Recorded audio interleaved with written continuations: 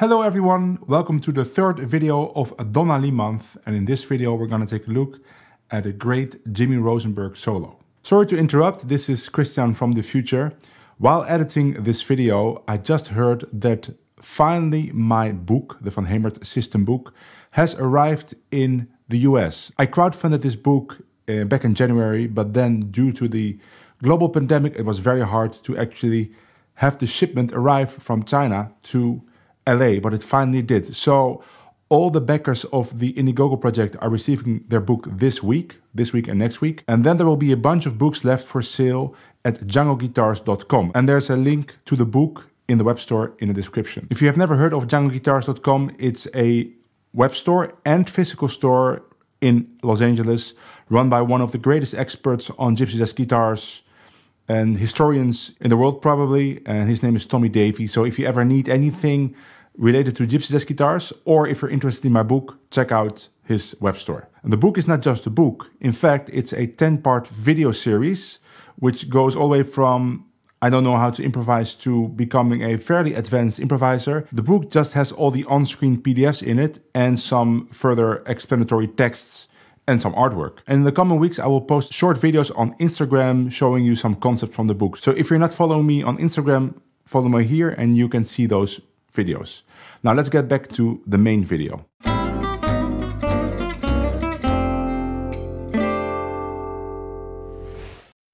I said the third video, but in fact it's the fifth video because I always split the videos up in two parts.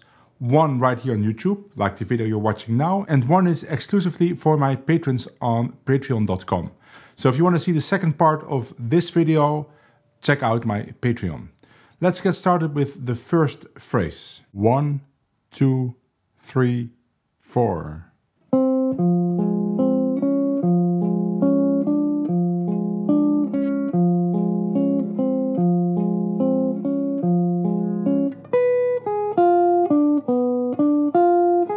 One, two, three, four.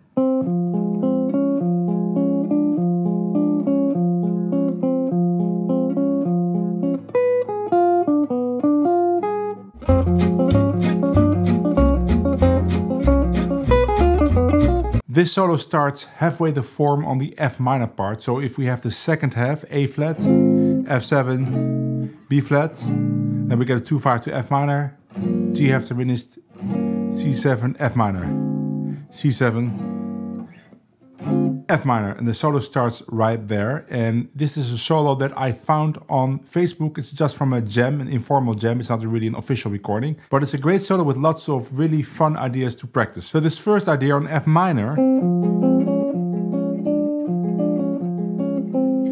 reminds you probably of the James Bond theme, because the James Bond theme has the same principle of having a minor triad and just moving that fifth up and down. So you go up, half step, one more half step to the 6, and back. Now Jimmy plays it quite straight on the original video.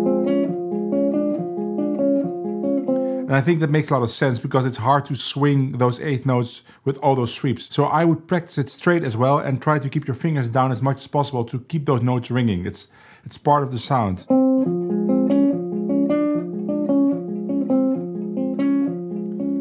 And then he ends with this B diminished arpeggio, which makes a lot of sense because the chord is B diminished. Let's go to phrase number 2. 1, 2, 3, 4.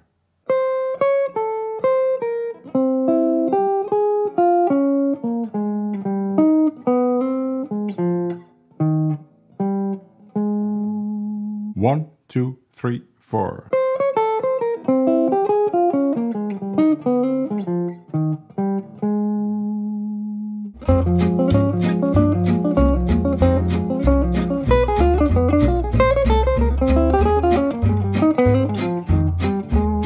This is a 2-5-1 phrase in A flat, based on a 2-5-1 lick that is played by many gypsy jazz players, probably originates with Django. So the original would go like this: 3, 4.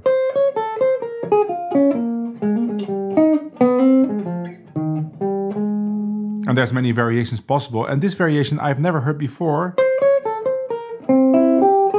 So what he's doing is he's playing A minor there. So he's thinking B flat minor, A minor, like a chromatic movement. E flat 7, A flat. So B flat minor and then A minor, back to B flat minor, E flat 7, and then this typical Django ending for 251.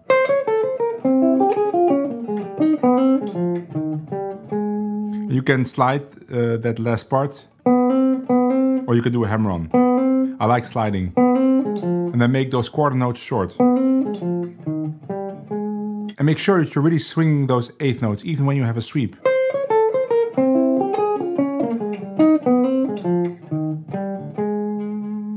Let's go to the next phrase. 1, 2, 3.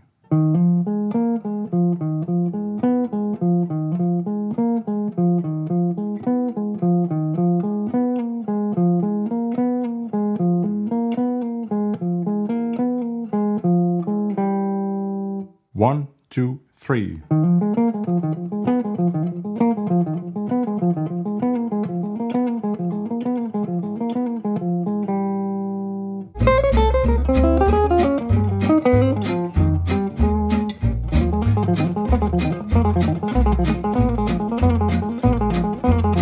If you liked the video so far, please give it a like and consider subscribing. I'm trying to grow my channel towards that 25,000 subscriber goal, and hopefully I'll get there in the next few months, and I could really use your help. So this phrase is one of those typical Jimmy Rosenberg triplet phrases where he has this repeating pattern, and he's famous for that. He's not the first guitar player to do that. Of course, Stoffel Rosenberg did it as well, and maybe people before him, but Jimmy really made it a thing. And this one revolves around the 9 on A flat, the 9 and the flat 3. So it has a bluesy vibe. Now the picking is important. So what you want to do is you want to have a downstroke on the B flat and on that B natural or the C flat. Now I'm playing with 3-4. Jimmy's probably playing with 2-3. So you want to have a downstroke and then pay attention to the sweep right before the downstroke. So you have sweep, down, sweep. There's a double downstroke in it, but if you don't focus on that, but just focus on that sweep down, then you will see that it's much easier to do than it might seem at first.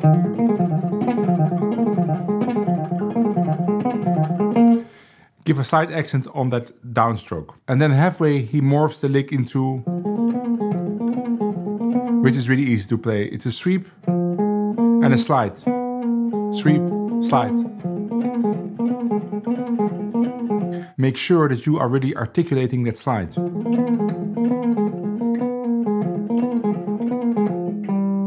And then we arrive to the next phrase. 1, 2, 3, 4.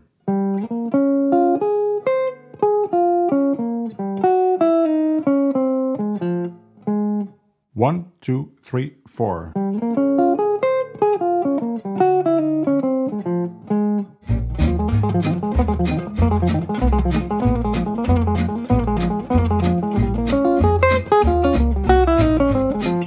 Another 2-5-1 lick, starting with the B flat minor 6 arpeggio, morphing into a B flat minor 7, and back, and then going to that sharp 9 on E flat 7. I wouldn't think about all those things, I would just practice these fingerings.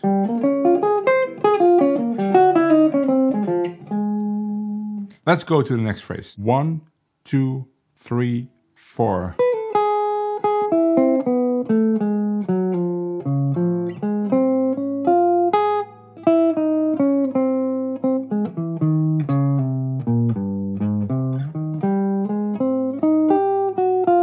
One, two, three, four.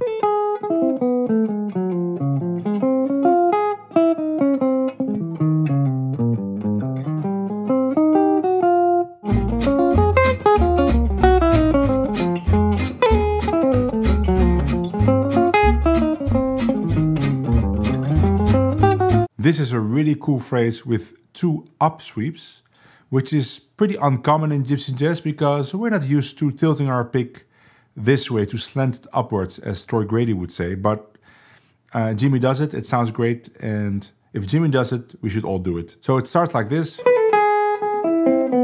Now it's written like a triplet, but in practice when the tempo is fast, it's just a quick sweep. It doesn't really matter if you play a triplet exactly. I was doing that when I was playing it slowly, but when it's fast, it doesn't really matter how fast you do it. You can do it pretty fast, as long as you hit that last note.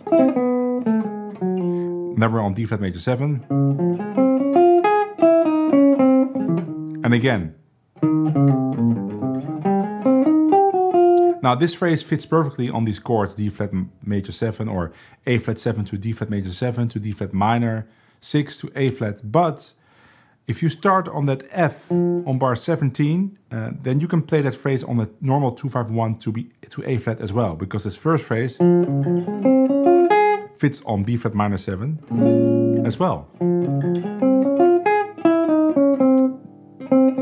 That fits on E flat 7 altered, resolving to A flat. So a great phrase to practice in multiple keys, because it's also a cool 2-5-1 lick. Let's go to the next phrase. 1, 2, 3, 4.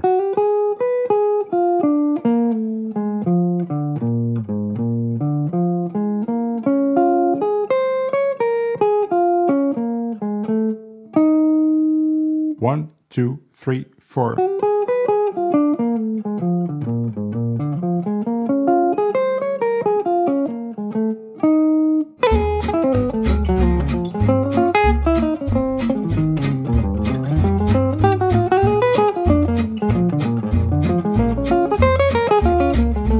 This is a phrase that uses a typical gypsy jazz form for dominant chords. So he starts, maybe not this, but from here, it's a B flat 7 arpeggio, but this particular shape is used a lot by gypsy jazz players because you can repeat it, you can cycle it.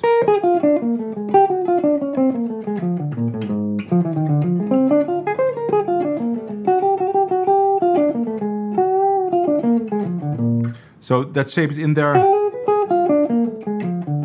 then going back up. In fact, Jimmy is not playing that D flat, he's playing a B, just a regular D up. So still on B flat 7, but I changed it to a D flat just because the chord there goes to B flat minor, and I thought it would sound a little bit nicer to make that change from B flat 7 to B flat minor in the line as well.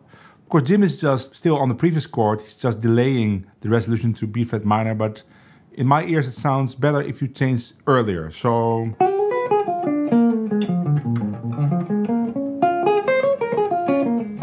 going to that A on E flat 7, so to the tritone, it's a nice effect. So you have another great 2-5-1 lick if you start playing in bar 23.